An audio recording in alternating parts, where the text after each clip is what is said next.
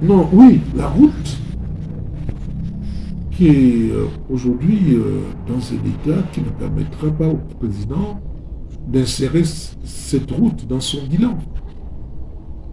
Le Premier ministre, chef de gouvernement, nous a promis une autoroute. La Transgabonaise devrait être une autoroute de 3 fois 3 voies, si tant est qu'une autoroute de 3 fois 3 voies existe. Mais on nous sert un élargissement de la route à 10 mètres. Et j'ai constaté hier, parce que dans la nuit j'ai pris cette route, que ce qu'on a rajouté, je ne sais pas, c'est des bandes d'accotement. Et même la bande de circulation, l'aire de circulation est tout aussi rétrécie qu'avant. Donc on se rend bien compte que le président doit savoir que son bilan sur le plan de la transgabonaise, qui n'ira jamais jusqu'à Franceville avant la fin de son mandat. Je mets ma main au feu. C'est pas que je ne souhaite pas qu'elle aille jusque là-bas, mais ça n'ira pas jusque dans le Haut-Ogooué avant longtemps. Mais seulement moi, personnellement, j'oppose un autre dispositif pour que nous ayons une véritable route du développement avec une autoroute 2 fois 2 voies. Puisque nous avons 800 km de côte et 2 ports en eau profonde, de Libreville jusqu'en Bayumba, avec des connexions et des ouvrages d'art le long de cette autoroute pour que toutes les villes du Gabon viennent se connecter à cette autoroute. C'est ainsi que je souhaite qu'on parte de Kokobi, Chartoum, qu'on parte de Bidam, de Nivoul, de Liem, de Bibas, de Sam, de Bedouneux jusqu'à Kouleux, qu'on parte de Liem à Nizik, de Nizik à Lalara, en refaisant correctement cette route, parce que qui est un véritable miroir, jusqu'à Djolé, et de Djolé, en mettant y compris les viaducs, pour arriver à Bifoun et se connecter sur l'autoroute.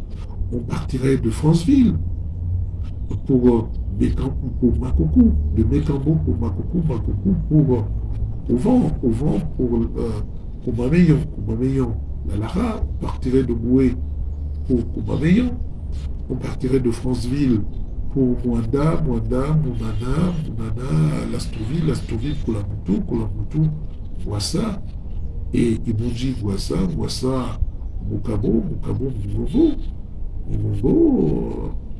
Mouila, pour prendre l'autoroute à Moula, et on partirait de Malika, Bigou, les Bambas jusqu'à Dédé. Pour prendre l'autoroute à Dédé, on partirait de Bobo, la frontière, avec le Congo, pour Dédé. On partirait de Babanda pour Niali, et faire un ouvrage d'art à Niali pour prendre l'auto, accéder à l'autoroute. On partirait de Boulégué-Binza pour Chibanga. On partira de Gamba pour Lubomo, comme on partira de Mwabi pour Chibanga et de Mwabi pour le PK pour Badi. On partirait de Yetsu pour le PK3 route Dédé et le PK19 route Fugamou. On partirait de Port-Gentil.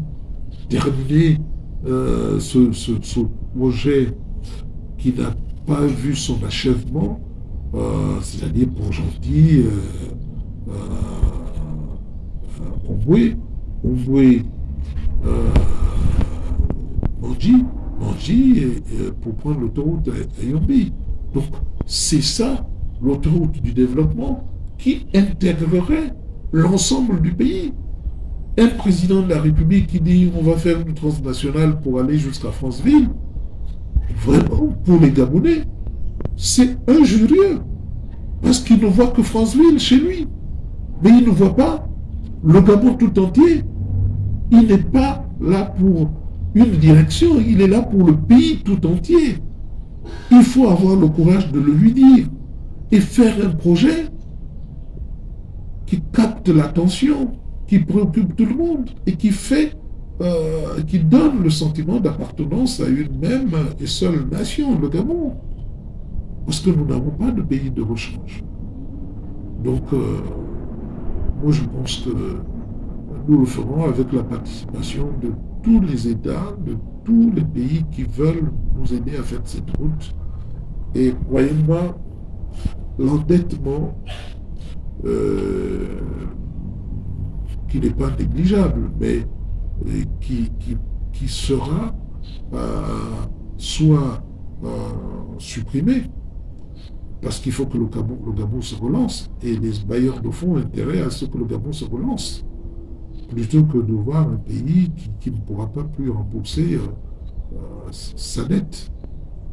Et parce que aussi ces pays sont responsables de ce qui nous arrive, en ce sens que on sait bien que l'argent est détourné, on l'accepte, mais cet argent qui est détourné repart dans les caisses des pays occidentaux ou dans les paradis fiscaux. Bien sûr que je n'en fais pas beaucoup, parce qu'on récupérera, même chez les morts, l'argent qui aura été volé, ça c'est sûr. Mais juste recueillir votre mot de fin pour cet entretien, Monsieur le Président.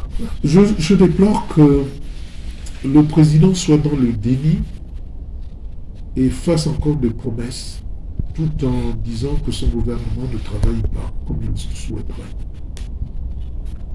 Si le gouvernement ne travaille pas comme il le souhaiterait, mais nous savons que le gouvernement ne dispose pas de moyens pour pouvoir travailler. Il n'y a personne qui le dit. On fait croire que s'il y a des manquements, c'est le gouvernement. Quel pouvoir a le premier ministre chef du gouvernement? Quel pouvoir a tel ou tel ministre qui est mis là seulement pour accompagner le gouvernement? Quels sont les leviers dont disposent les ministres? Tout est dans les mains du président et de son cabinet.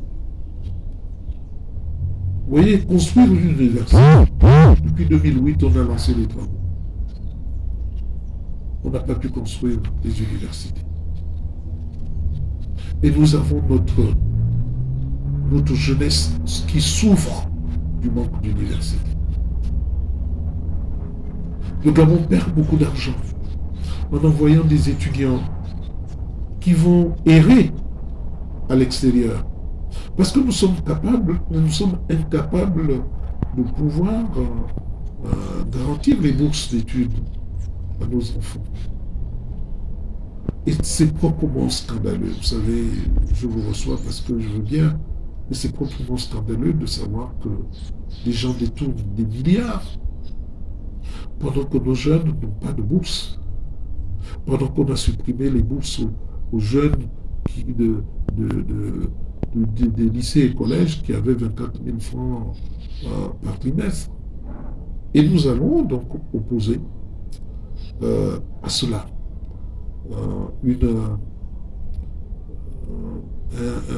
un salaire universel, un revenu universel minimum de solidarité de 25 000 francs par mois, qui viendra combler tous les désagréments, surtout de la jeunesse, de l'enfant qui naît jusqu'à son décès, jusqu'à ce qu'il parte de ce monde, pour montrer que l'argent du Gabon appartient à tout le monde.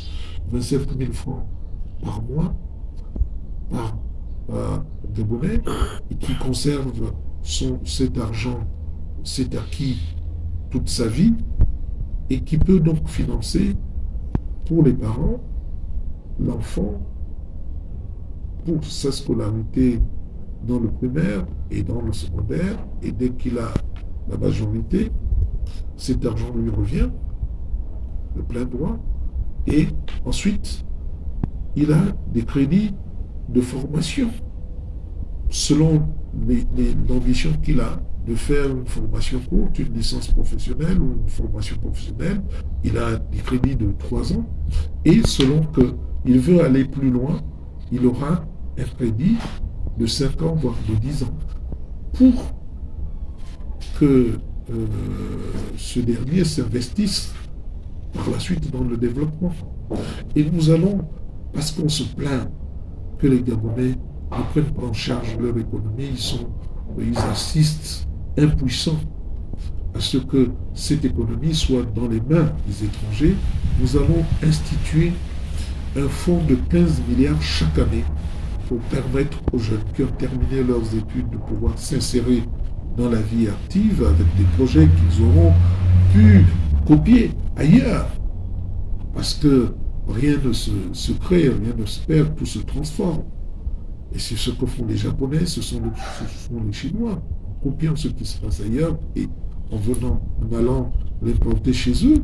Les Gabonais doivent pouvoir le faire et ils seront accompagnés par l'État, que ce soit les femmes qui vont au marché, qui auront accès à ce fonds pour s'établir correctement dans le secteur artisanal, et aussi les retraités qui ne sont pas en bout de course, qui peuvent commencer une autre vie en allant emprunter dans ce fonds pour établir des projets qui leur permettent de se relancer après une activité régulièrement rémunérée.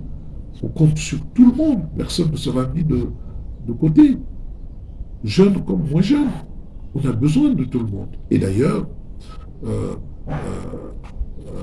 nous avons des actions à mener en direction de la formation. Les instituteurs, les enseignants seront les mieux payés dans ce pays, parce que ce sont eux qui forment les intelligences. On doit les inciter à s'investir dans ce domaine, y compris le personnel de santé, parce qu'un homme,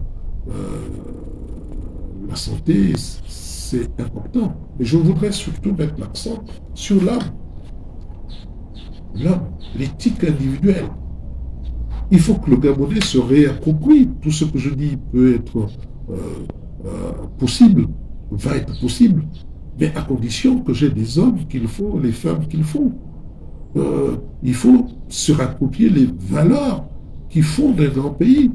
C'est les valeurs d'effort, de courage, d'esprit d'initiative et d'esprit d'abnégation que nous n'avons plus, que nous avons perdu. Plus personne ne veut faire d'efforts. Tout le monde se plaint que le gouvernement ne fait rien. Mais personne ne fait ce qu'il faut pour que chacun, à partir de chez soi, on apporte sa contribution au développement du pays.